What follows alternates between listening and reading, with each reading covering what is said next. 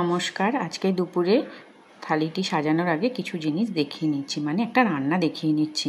তো আজ ডিমটা কিভাবে করেছি দেখো।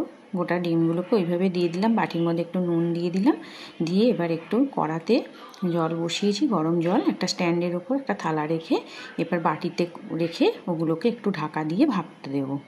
ভাপানো হয়ে গেলে এটার কারি করব, আজকে এটাই রান্না করেছি, তো সেটাই এই জন্য তোমাদের সঙ্গে শেয়ার করলাম।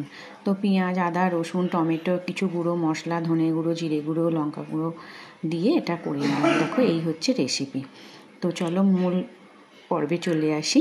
তো আজকে লাঞ্চের থালিতে কি কি আছে চলো দেখে নিই। আছে প্রথমেই দিয়েছি একটু কুমড়ো ভাতে, আজকে আর সেরকম তরকারি কিছুই রান্না করিনি।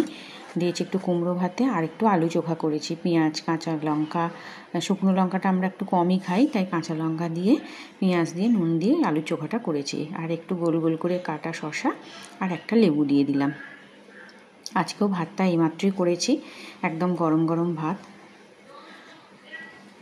তো ভাবলাম যে ডিমের ওই রেসিপিটা আগে করেছি অন্যভাবে, মানে ডিমের পোচ করে করেছি, কিন্তু এটা পোচ করে না, ডিমের পোচের মতনই করে সেটাকে বাটিতে ভাপা করে করেছি। ওই জন্য ভাবলাম তোমাদের সঙ্গে একটু শেয়ার করে নিই। আর করেছি দেখো একটু সবজি ডাল। আর আছে ডিমের সেই রেসিপিটা যেটা তোমাদের সঙ্গে আমি প্রথমেই শেয়ার করলাম, ওই রেসিপিটা আমি ওই জন্য দেখিয়ে নিলাম যে আমি কিভাবে করেছি। আমি এই রেসিপিটাই ফার্স্ট টাইম করলাম।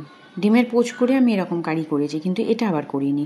তো যাই হোক, খেতে খুবই ভালো হয়েছিল। তো আমার এই লাঞ্চের থালিটি কেমন লাগলো আর এই রেসিপিটা কেমন লাগলো অবশ্যই কমেন্ট করে জানিও। ভালো লাগলে একটা ছোট্ট করে লাইক করে দিও।